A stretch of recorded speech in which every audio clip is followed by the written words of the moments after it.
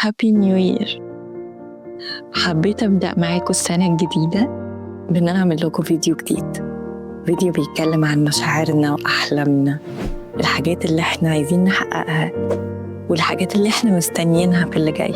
وزي ما كده بنتكلم عن كل حاجة هنا، وزي ما أنا مكملة أتكلم معاكم دايما، فأنا جاية النهاردة عشان أتكلم معاكم في حاجة حصلت غريبة جدا. وأنا قاعدة كده في كافيه لقيت بنت جايبة أجندة وقاعدة بتبصلها وبتعيط. إيه ده؟ بالنسبة لي الموضوع كان مرعب.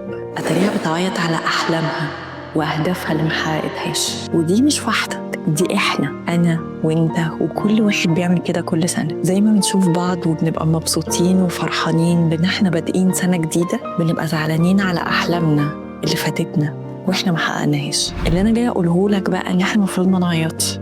اوعى تعيطوا، لان احنا عندنا حلول. انا دايما اتعلمت ما سيبهالكش مفتوحه كده، دايما اديك المشكله ومعاها الحلول. اول حاجه لازم اقولها لك ان شهر 12 ده لما بيبدا بيحصل لنا معاه اكتئاب، والاكتئاب ده بيكون ليه سبب. السبب العلمي ورا الموضوع ده انه الشمس بتختفي شويه، وغياب الشمس ده بيبعد عننا الهرمونات اللي احنا محتاجين ناخدها، زي الدوبامين والسيروتونين والحاجات اللي بتخلينا ما يحصلناش اكتئاب اصلا. فالشمس دي ليها دور اساسي في حياتنا، فلازم تاخد بالك كويس جدا انك تعرف تاخد المصدر الاساسي زي الشمس، تاخده من حاجات حواليك، زي انك تلعب رياضة وتحاول تشوف الشمس، تاخد قليل منها وتعوضها بفيتامين دي. طيب انا كده علمتك تتعامل مع الاكتئاب الموسمي، الحبة اللي قبل النيو يير دول، عشان ندخل مبسوطين. تعال بقى أقول لك بقية الحلول.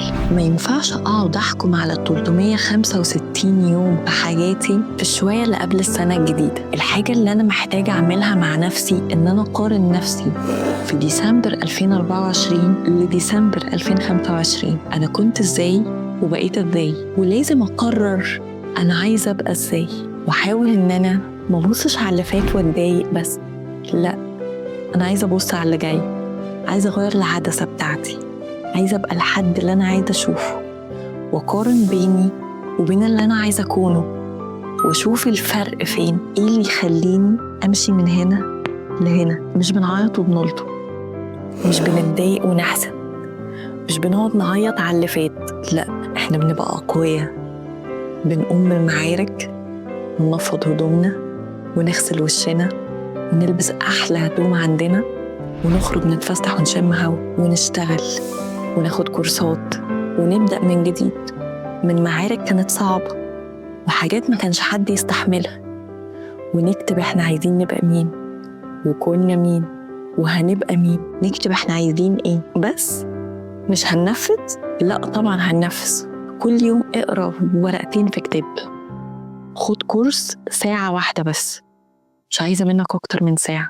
انزل اشتغل شغلانة حتى لو بسيطة تجيب لك فلوس بسيطة جدا تعرف تصرف بيها على تطويرك ونفسك وعلى شكلك. طور حتى حاجات صغيرة في شكلك، الألوان اللي بتلبسها، الحاجات اللي انت بتضيفها لنفسك، المعاني. اخرج خروجات صغيرة بسيطة، كل مرة شوف مكان ما شفتوش، وكل أكلة ما كلتهاش، واقعد مع ناس ما تعرفهمش. انت عارف انه ده في تكوين العادات حاجة هايلة جدا، هتعمل دايرة علاقات حلوة وهتبقى ناجح وفرفوش، وكمان هتبقى زرت كل الأماكن وكل الثقافات اللي انت محتاجها، واشتغلت وجبت فلوس واشتغلت على نفسك. اوعى تستهون بكل اللي قلتهولك، كل اللي قلتهولك دي خطط، مش بس انت كتبتها، لا، انت نفذتها. تعالى بقى في ديسمبر 2026 كلمني عن اللي انت عملته. بص بسيط ازاي وقلتهولك حاجات صغيرة، بس هتكلمني عن قمة الانجازات. هنتقابل كلنا في نفس الفيديو اللي بقول لكم فيه هابي نيو يير، بس وانت مبسوط. تكتب لي في الكومنتات قد ايه انت حققت نجاحات، عملت فلوس، عرفت تصرف فلوسك في ايه، عرفت تدخر فلوسك. هتكلمني وانت مبسوط. عامل نفسك زي ما بتعامل أعز صحابك، برفق، كلمتين حلوين وهاديين لنفسك، واتكلم مع نفسك وخليك فرحان بيك ومبسوط بيك وبتدعمك زي ما بتعمل مع صحابك كده. ما تبقاش عامل زي الطفل الصغير اللي راح يجري على مامته عشان تاخده في حضنها، راحت ضربته عشان ما يعيطش. ده قمة الخذلان. اوعى تعمل كده مع نفسك، اوعى تخذل نفسك بإنك تروح تشتكي لك أو تعيط لك أو تتضايق من نفسك وتروح انت ضرب نفسك بالقلم عشان تفوق. لازم تكون رحيم على نفسك وتعرف تبدأ من جديد ازاي. هي دي القوة اللي بجد، وهو ده اللي أنا عايزة منه. في النهاية أحب أقولك كل سنة وانت طيب، وكلكم بعتولي في الكومنتات رحتوا فين في النيو يير، اقتراحاتكم للأماكن الجديدة، للحاجات الحلوة اللي احنا عايزين نشوفها ونتصور معاها. حطولي الأماكن في الكومنتات واكتبولي كل واحد عنده حلم شايفه ازاي في الكومنتات برضه، وانا هرد عليكم.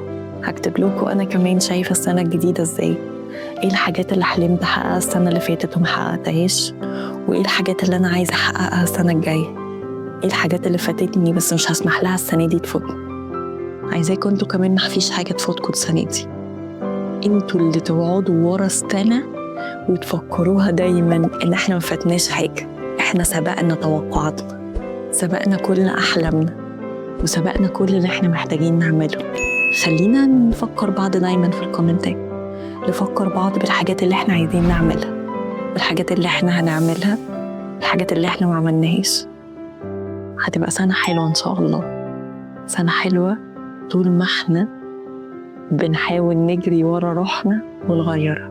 ولو ما تعرفنيش، انا كوتش مديحة بالمناسبة، وعشان تشوفني تاني فمحتاج تعملي فولو وشير بقى كمان بالمرة. وبس كده، باي باي.